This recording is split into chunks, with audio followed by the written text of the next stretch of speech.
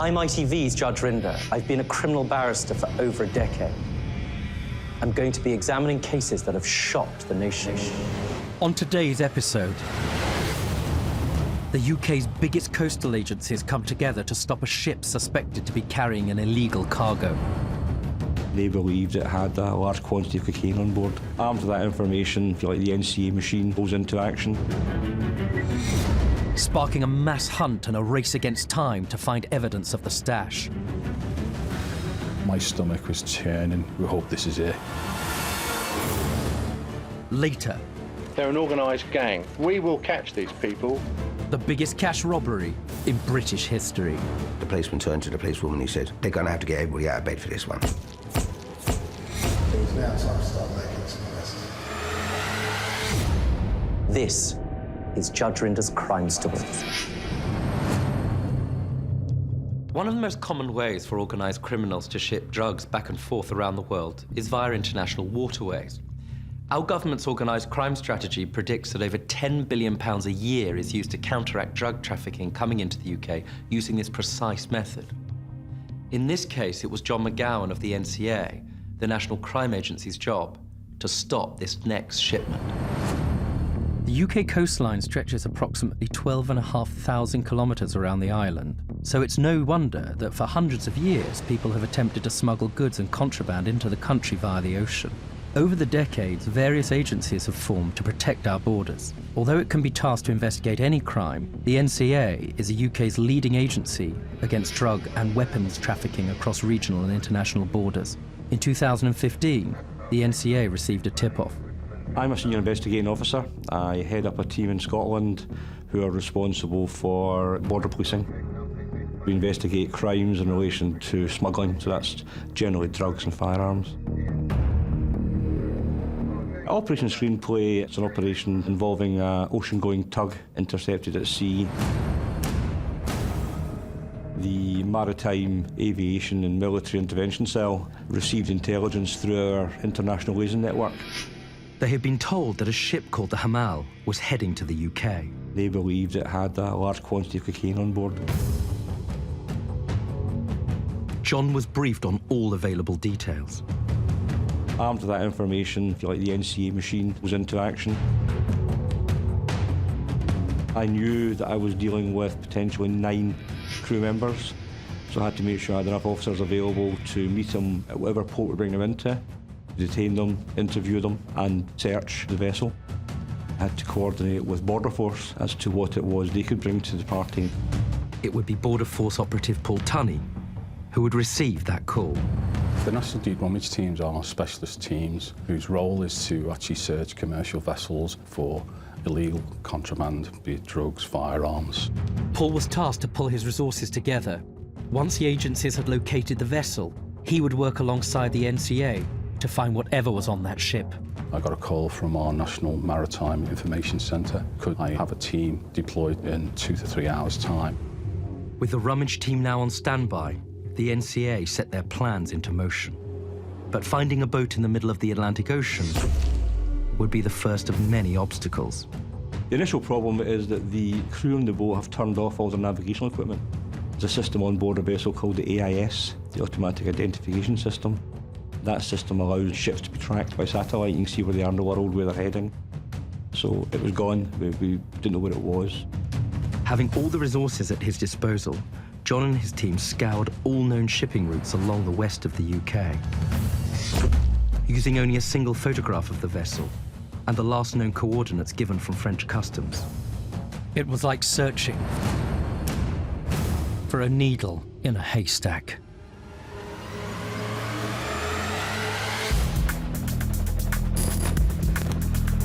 Amazingly, only 24 hours after the search began, a ship was spotted off the coast of Scotland. The SA positively identified the vessel on the Wednesday evening as it came over the north tip of Scotland. The moment they started to track it, we were convinced that the boat was dirty. After positively identifying the Hamal on the evening of the 22nd of April, John orchestrated a tactical pincer movement involving the Royal Navy's destroyer ship, the HMS Somerset, and the Border Force cutter vessel, the Valiant. The crew on board the Hamal were about to come face to face with the UK's top security forces. Officers from Border Force and National Crime Agency actually boarded the vessel. They approached the ship from the stern. Our guys climb on board. Within minutes, the crew had been apprehended by the NCA agents and seized control of the ship.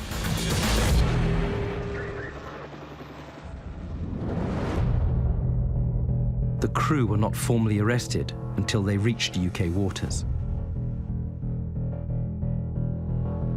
It was at this point, John, his team, and the specialist deep rummage team had just 24 hours to obtain any contraband on the ship. If the teams failed, the crew would be set free and could potentially sail away with anything on board. The clock was ticking. I had until 2300 hours, Friday 26th, to either arrest and charge these people with the offence or release them. Basically, if you like, the operation splits into two directions. We've got the 9 crew removed to the police station, the Border Force deep rummage team going on board the ship, starting the search, try and find drugs on board and where they are. There's an additional pressure on my teams to find the drugs, which we normally don't have. We have to believe we're going to find it. The Hamal arrived in Aberdeen dock at 2 a.m. on Friday the 26th. It would be 8 a.m. that morning before the National Deep Rummage team were able to start their search. Nikki Bainbridge was one of the few female members of this elite team. Only information I was given was the Royal Navy had brought in a vessel and there was significant consignment of drugs on board. Nikki and her team know only too well how dangerous these missions can be. They have to be prepared for anything. We planned for the worst case scenario. If you have to enter a confined space, that is your worst case because it's a deadly atmosphere. The risks of going in are very, very high, and you have to have a 6-man team minimum to be able to do that. After consulting the ship's plans and searching the main areas of concealment, Nikki and her team came across something rather unusual. A full P tank is sole use is for ballast water. It was partially covered by lockers, so that was a first bit. Why hide a tank which you might need access to? This would be a find that would inevitably cost them precious time as a custody clock continued to count down. When we opened it up, very potent smell of diesel oil came up. A mix of fuel and water is never in any tank. We couldn't pump the tank into the dock at Aberdeen Harbour because we would have caused an environmental accident. The only option we had was to bring a road tanker in who would then be able to empty it for us. Meanwhile, at the police station in Aberdeen, under the supervision of John McGowan, NCA officers were trying to get the confessions they so desperately needed. The difficulty for us, of course, is we're interviewing 9 crew members who are not English speakers, they're Turkish nationals, so we have to organise interpreters, solicitors for them. It's a slow process. And we're also interviewing them, if you like, in a vacuum, because at that point there's no drugs been found. So we're asking them questions about a crime which may or may not have been committed at that point. I was constantly watching the clock. As I was dealing with the guys from my team, the Border Force team, with no update, no drugs found yet. By the time it came to about 7, 8 p.m, I was sweating a bit, yeah. Back at the docks, Paul and his team were anxiously waiting for the 4 peak tanks to be emptied. It was at 7 o'clock that evening that we actually got the tanker company in. It only took maybe an hour for them to empty that tank. With the tank now empty, the team started searching and found something unusual. On the bottom of the tank, you could see a welded plate, and it was a fresh weld. What was behind the steel plate? Could it be the evidence they needed? It was crucial that the officers found out. To get that plate off was going to take a lot of work. It was decided at that point we would drill it first. What is behind that metal plate? What we don't want to do is drill into a fuel tank. With a custody clock reaching its final moments, the team had no choice but to drill. After spending over 12 hours on the Hamal, and with the risk of drilling into the fuel tank, the team had no other choice than to take the ultimate step of finding out what was behind the fresh piece of steel. After the break, What lies behind the steel plate? My stomach was churning, saying, we hope this is it. Whatever it was, it would make or break the investigation. I just had a phone call from the guys in the police station to say that was them starting the process of terminating the criminal detention.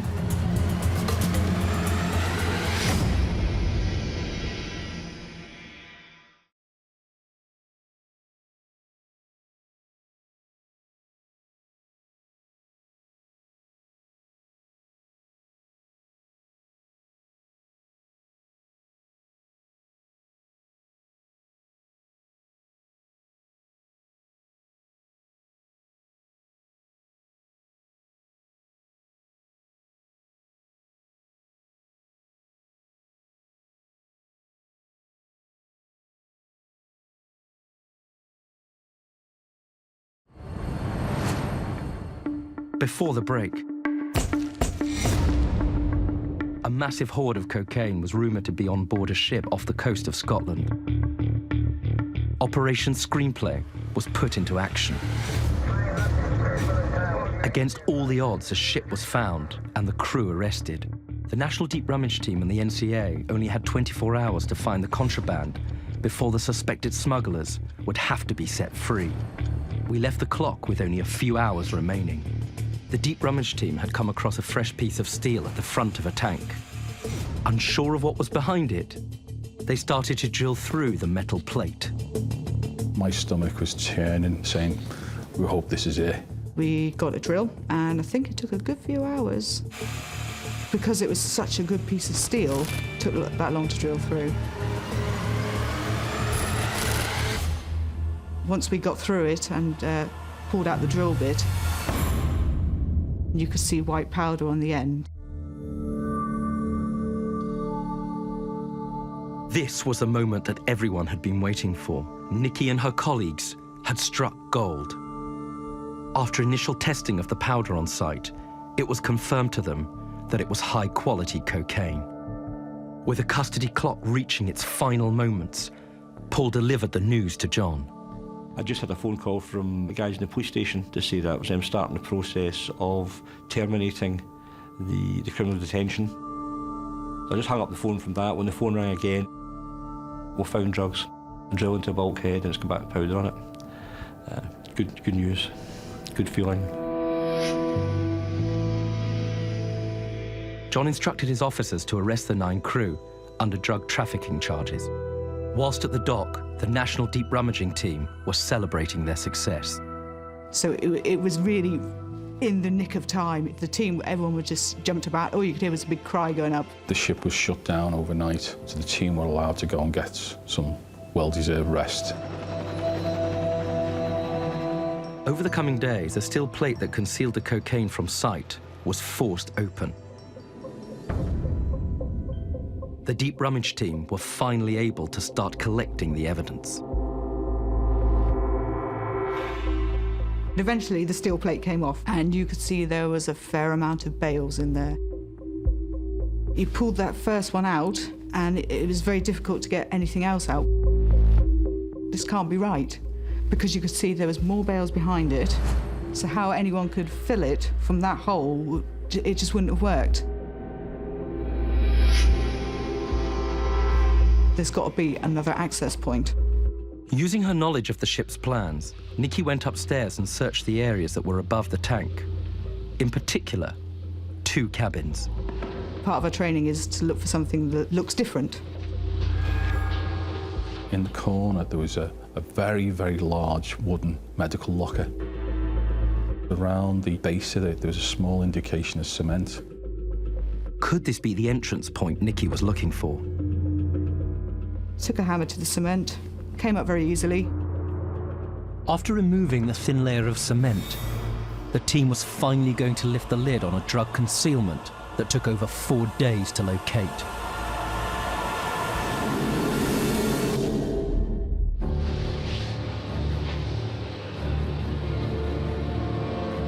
Heart pumping, yes, this is definitely the way in. You could see all the bales right down the side. Not until you start getting the bales out, that's when we knew This was big. Over the next 3 days, they painstakingly transferred the heavy bales from the tank. I was told on the Tuesday that they got to the last bales, 128 bales, 25 kilos each. So that was 3.2 tonnes. At that time, I was told it was probably the biggest maritime seizure in Europe. There was such a vast quantity of cocaine removed from the tank that a crane had to be hired by the NCA to help move the drugs to a secure location. Operation Screenplay was a success, and at the time was being dubbed as Europe's biggest ever maritime drug bust. The UK security forces had got the job done. It was now time for the NCA to start phase 2 of the operation. Pauline Henderson, a specialist prosecution lawyer, was tasked with the enormous responsibility of bringing these criminals to justice. What was difficult in this case was proving that the 9 men on the boat knew it was there, because it was concealed in a void, was cemented over, so inevitably their position's going to be not my responsibility, didn't know it was there. Pauline had to rely on more than just the obvious in this case. Investigators turned to the ship's logs. If they could prove that the men in custody had falsified the reports, this would go some way to proving knowledge of the illegal activities on board. So we instructed handwriting analysis, and to do that we compared their passport signatures, we compared their signatures on their detention forms, and we were able to establish that indeed the 3 men on the bridge signed those false records. We were also carrying out forensic analysis of the phones, forensic analysis of a laptop that was found on the vessel, and that laptop was found to have recorded on an hourly basis. When it was switched on, it was recording its own position. Although the crew thought they were sailing under the radar by turning off the AIS, the laptop they used tracked their every move. That gave us 1,400 plot positions for the vessel. But where was the Hamal heading? A communications expert was brought in to analyse any messages received or sent by the ship. There was a communications going from the vessel to the parent company, if you like, and within that was a coded message about the rendezvous point. And we discovered within the evidence the key to that cipher. We instructed a maths professor to look at it, and he gave his expert opinion that indeed this was a cipher to allow a coded message.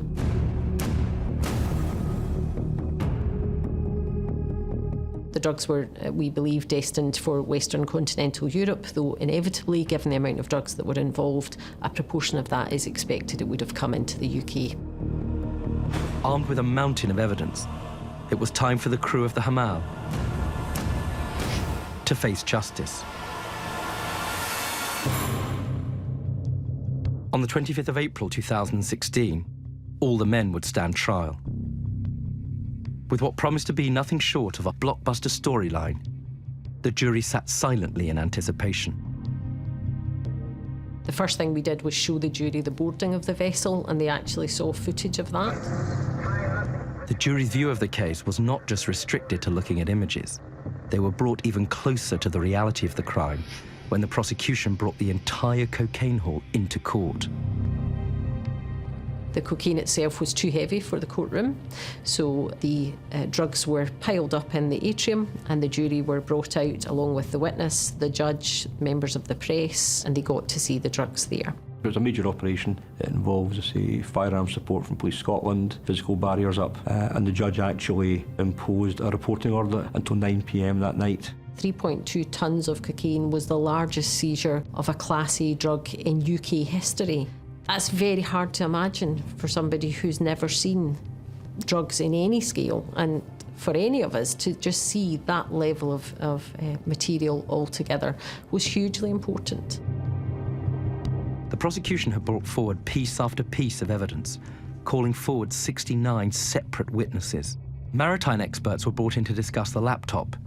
Professors gave evidence on the secret cipher, and forensic analysts gave comment on the drugs. On the 11th of July 2016, the trial had come to an end.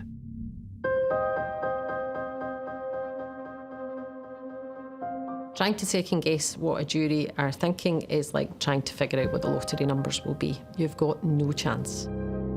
You look at their faces, and in this case I did, and there was some jurors who were smiling and nodding, and you thought, they're with us, they understand, and others who looked less happy with the evidence that they were hearing. If I've learned anything as a prosecutor, you don't know what a jury's thinking until they give you their verdict.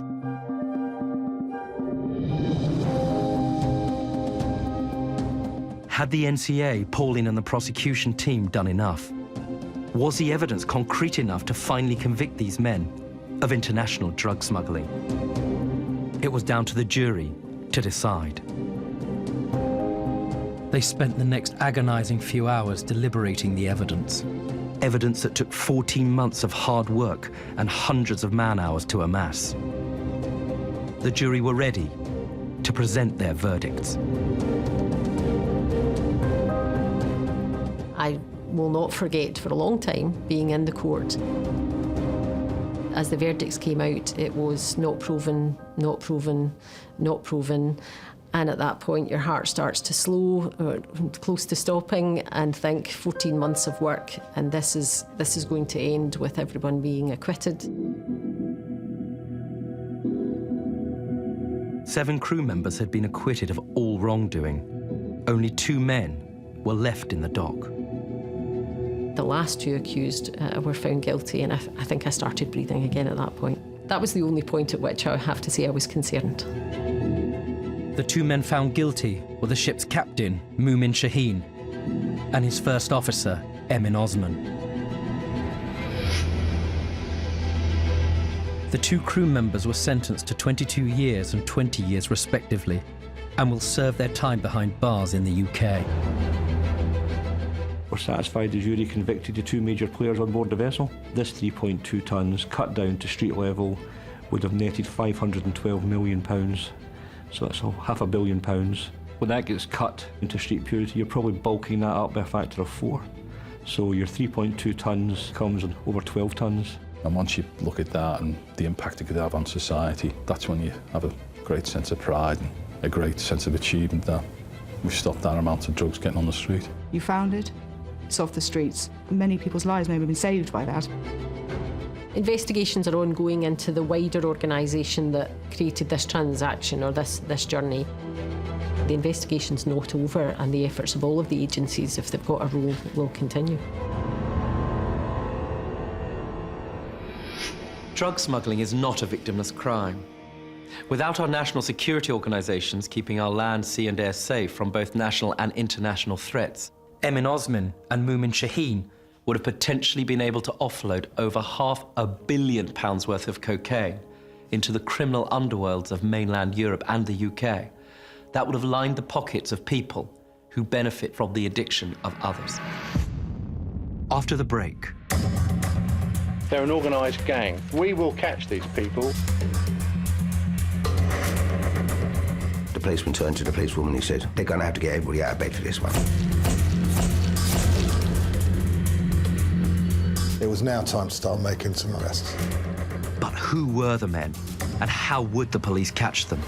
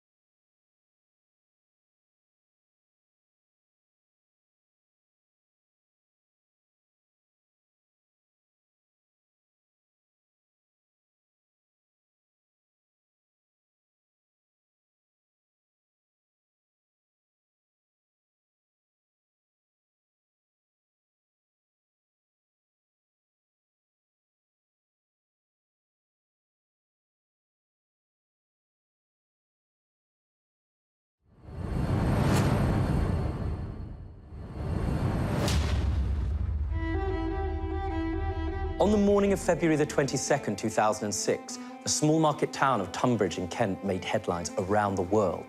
News broke of the biggest cash robbery in British history. £53 million had been stolen. But how exactly did such an audacious crime take place? More than 6 months before the heist, a gang of robbers had already chosen their target. It was here. The security cash depot held hundreds of millions of pounds. It was used to sort and circulate cash around the country for the Bank of England. The compound was like a fortress, surrounded by CCTV and high steel fences with razor wire. It was situated within a triangle of 3 24-hour police stations. Pulling off the biggest cash heist in British history wasn't going to be easy. They needed a way in. They targeted this man, Colin Dixon, the manager at the depot. Colin had worked at the Tunbridge branch for 4 years. It had been an ordinary day at work for Colin. He finished work at 5:30 and began his 50-mile journey home to his family. Colin Dixon was the manager of the Securitas depot at the time. On his journey home, he noticed a vehicle behind him with blue flashing lights, which he believed to be a police vehicle, pulling him over. And this is when everything started to change. When Colin noticed the blue flashing lights coming from what he believed was an unmarked police car, he immediately pulled over and stopped at the side of the road. 2 large men dressed in police uniforms approached his car. Colin Dixon has requested to remain anonymous in this interview. He told me to switch off the engine, leave the keys in the car, and started opening my door. He asked me to get into the police car, which was immediately behind. The bogus cops claimed he'd been speeding and that they were driving him to the local police station. Colin was handcuffed and thrown into the back of the car. We pulled into a country lane, and it was there where the driver said, "Well, you're realising now that we're not police officers. Just do what you're told and you won't get hurt." At this time, the handcuffs were really making my wrist sore, and I was moving my wrist to try and get them comfortable. And the person next to me pulled a handgun, and he said, "This is a 9mm. This is to show we're not mucking about." They drove at high speed before screeching next to a white van that was waiting in the darkness. In the dead of night, Colin was pulled from the car and bundled into the back of the van. Colin was terrified as he was driven deep into the Kent countryside. His thoughts turned to his wife and child. He began questioning if he'd ever see them again and what the kidnappers wanted with him. I was blindfolded, my legs were tied together, and I was still handcuffed. I got no idea what was going on.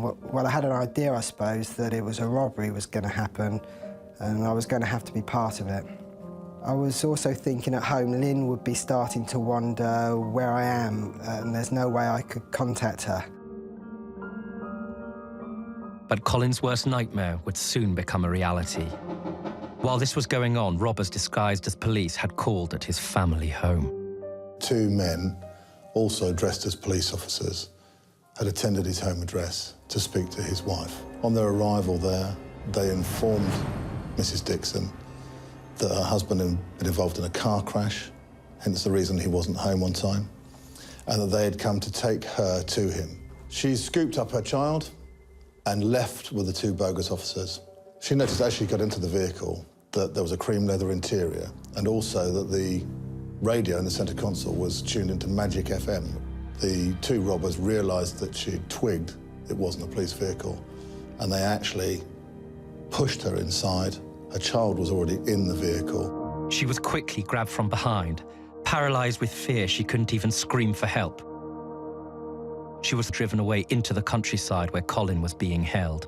I was moved to the edge of the van by the sliding doors with my feet out. My wife came over to me and asked if I was okay. There wasn't much I could say other than, "Yes, are you okay?" And that was it virtually. They took her away again and moved me back into the van. With masked gunmen threatening to harm his family, Colin Dixon felt he had no choice but to do whatever they said. He agreed to go with them, back to the cash depot. When we got close to the centre, I could really feel my heart beating, pumping at that time, thinking, what happens if things go right? What happens if things go wrong? I still don't know where my family are, but if I can trust these people, bearing in mind that they're criminals, obviously, that they've got my family away from me, what would happen? Would they keep to their word and release them? Colin helped the gunmen, some wearing balaclavas and others wearing fake beards and makeup, work their way through the security until they were in the main cash office. Shift supervisor that night was Alan Thomas. The day the incident started like any other day, really. I noticed Colin walking through the door with what I thought was at the time was 3 policemen. I thought it might have been some kind of security test or something that was going on. Colin just looked at me and he said, "I'm sorry, Alan," and I really didn't know what he meant until one of these policemen was standing in front of me, pointed a handgun at me like this. And he went, "Get down, get down." The guy behind him, he had a pump-action shotgun. So I had to walk around the back of my desk towards this guy, get on the floor, and he tied my hands behind my back with a cable tie. So I said to the guy in the control room, "Look, they've got my family, just do what you're told." And the gun was brandished and he was tied up, then forced to let in the car and the other robbers into the building. From there, it was very alarming and frightening. I wanted my staff to be safe. I wanted my staff not to do anything silly that might put my family at risk. Because at that time, I knew the car that we were in had arrived. My family could be anywhere. I just didn't know. You'd see their feet. As you're lying on the floor, you could see their feet as, I suppose, one person was kind of standing guard over you. And I could hear them bringing everybody else out from the main work area. And they kept saying to everybody, "Get on the floor, get on the floor," you know, face down. Then they must have had a list of our names, because I kind of called the register to make sure that they had everybody. Straight away, after they came in, I thought it was an inside job because you had to have some kind of knowledge to get in there. Initially, I thought it might have been Colin. I started to say, "Do what you're told, they've got my family," but before I could get too many words out, there were 2 of the robbers standing right behind me. I remember looking at my staff thinking to myself, "My God, what have I done?" For the next hour, the robbers went backwards and forwards, filling their lorry with money, using cages, holdalls, and even shopping trolleys. These men spent an hour and a quarter committing this robbery, which is an extraordinary length of time. Most robberies are committed and over within 2 or 3 minutes maximum. The robbers had made off with £53 million in cash, leaving 14 members of staff terrified before they vanished into the night.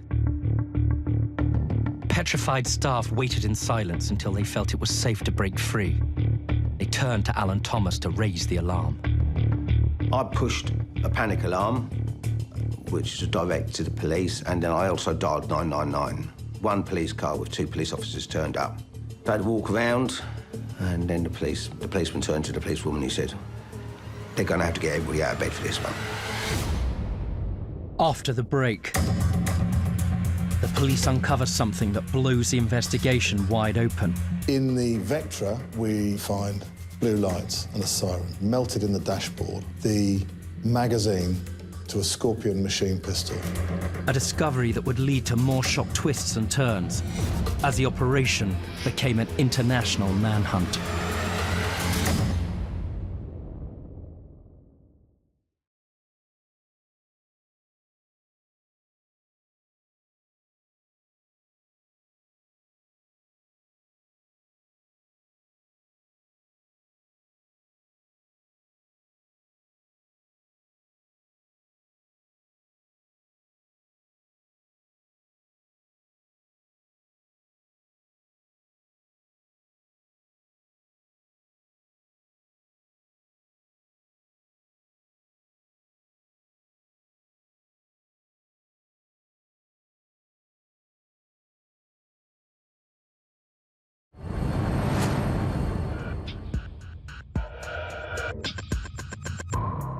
In the early hours of February the 22nd, 2006, a gang of armed robbers pulled off the biggest robbery in British history.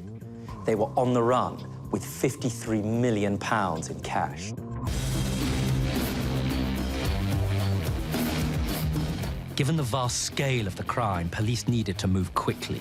These are callous criminals, they're professional criminals, they're an organised gang. We will catch these people. 100 detectives were deployed immediately to hunt down the masked men on the run. They were the most wanted men in the country. Fugitives who were armed, dangerous, and capable of anything.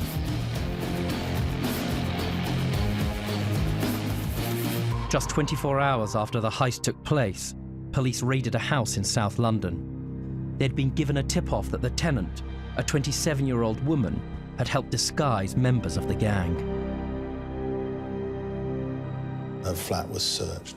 In that search, we recovered many items, but one of the crucial pieces of evidence we seized was her wheelie bin. In that, we discovered at the bottom 2 black bin liners, and within those, we found pieces of latex, makeup pads, false noses, eyebrows, false hair, all you would need to make up anybody professionally.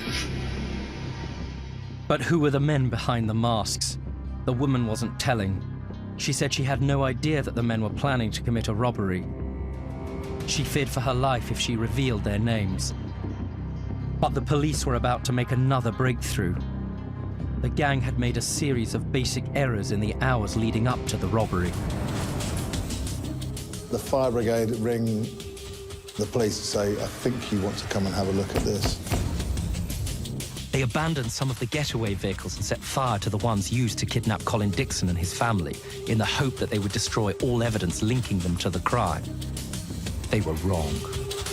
These 2 vehicles are a Vectra, a maroon Vectra, and a silver Volvo, which we know are the right type and colours of vehicles that have been used by the offenders in the robbery. In the Vectra, we find blue lights and a siren that have been fitted. They're burnt out, but they're clearly in there. And also in one of the vehicles, we find melted in the dashboard the magazine to a Scorpion machine pistol. Another of the vehicles found that day was a red van that had been used to kidnap and transport Colin Dixon. The red van had been disguised as a parcel force delivery vehicle and could be linked to local car dealer Stuart Royal. The link was there. We had the red van and the Vectra both being purchased using Stuart Royal's business address. Detectives now had their first prime suspect. The next day, the discovery of yet another vehicle involved in the robbery put 2 other names in the frame. At lunchtime in the car park of the Ashford International Hotel, this white Ford Transit van. It's been reported, but not as yet confirmed, that it contained stolen cash. These photographs said to show the police removing items, possibly that money, from the van.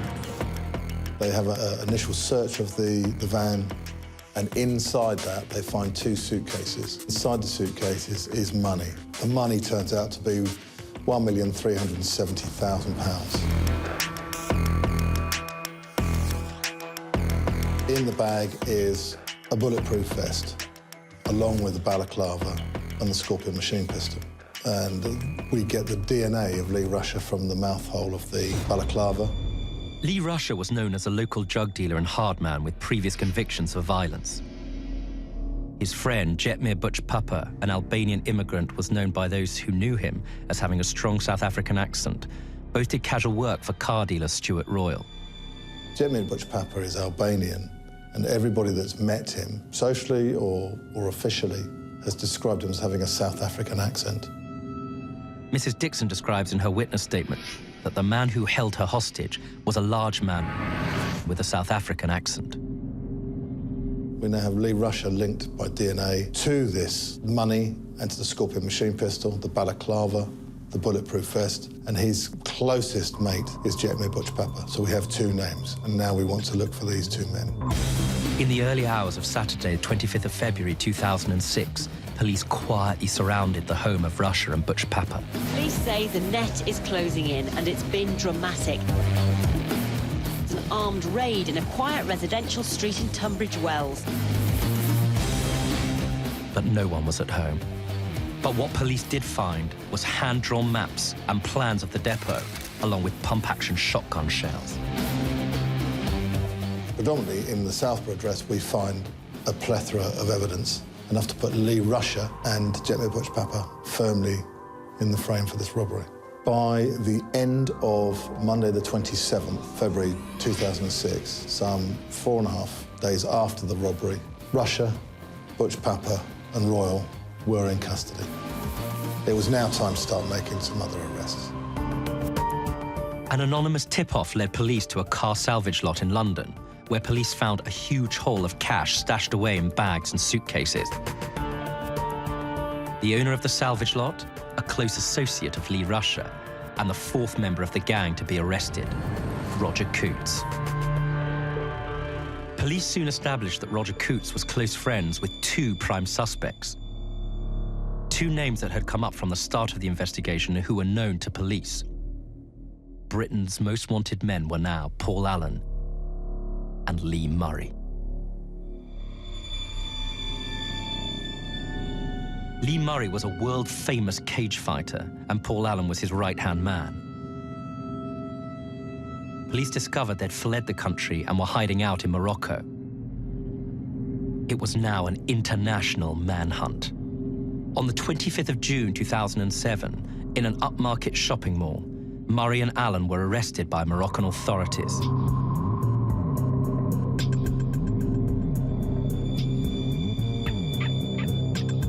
Back in Britain, the other suspects were about to be put on trial.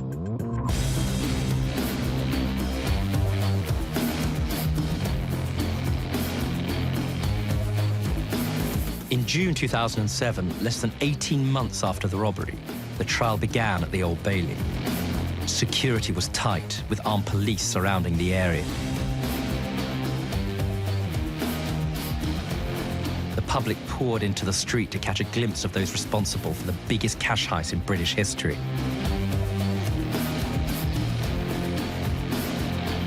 But now it was time that they would face justice, and the inside man would finally be revealed. The jury at this time were told that there had been an inside man, and it was not Colin Dixon, as some had suspected early on, but it was a man called Emir Husseini. Colin Dixon could now clear his name of any involvement in the robbery. Emir Husseini was a clerk at the depot and was given his job and interviewed by Alan Thomas.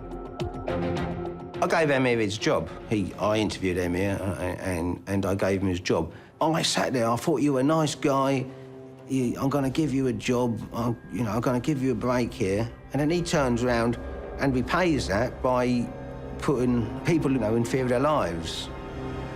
Who do you trust after that? Like something out of a James Bond film, Husseini, who was an old friend of Jetmir Butch Papa, had a special belt made that was equipped with a state-of-the-art covert camera. This is the actual CCTV footage of Husseini secretly filming the layout of the depot from the camera hidden in his belt.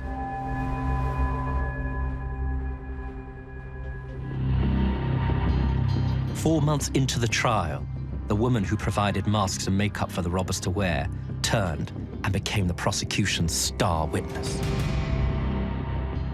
There were gasps from the public gallery as she took to the stand. The courtroom fell silent. Russia, Butch Papa, and Coutts glared from the dock.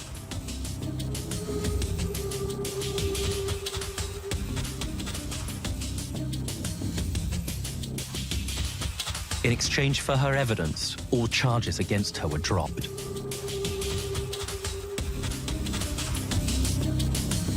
Stuart Royal knew that his fate was sealed, and he refused to leave his cell at Belmarsh Prison.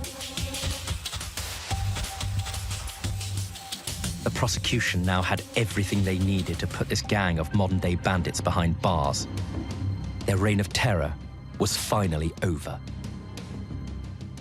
In sentencing, the judge had to show, in his own words, a deterrent. And individually, at the time, he sentenced Lee Rusher, Stuart Royal, Roger Coates and Jetmir Butch Papa to indeterminate sentences for the public protection of 30 years. But what of the victims of this crime? Colin Dixon and his family had to start a new life away from the home they loved. Things could have turned out so much differently. If the police had turned up early, I don't know how the robbers might have reacted. They might have harmed my wife and child. Any member of staff could have been shot. We were lucky to be here. We were lucky to be alive. For a couple of months afterwards, I did have some vivid nightmares about it, about these guys being after me and knowing who I was. I dreamt that these guys in balaclavas put me in the back of a van. You know, and these dreams went on. In 2008, Lee Rusher, Jetmir Butch Papa, Roger Coates, Stuart Royal and Emir Husseini were convicted of conspiracy to kidnap and rob. They were also convicted of firearms charges. Lee Murray appeared to get off the lightest, sentenced to 10 years in a Moroccan prison. In 2010, he appealed against his sentence and lost. In fact, prosecutors argued that his original sentence was too lenient and had Murray's jail sentence increased from 10 to 25 years. Following his extradition in 2009, Paul Allen denied his involvement in the robbery and kidnapping, but he did admit to helping to plan it. He was sentenced to a minimum of 18 years imprisonment, and in 2016, he was released. Do you have a case to bring to my court?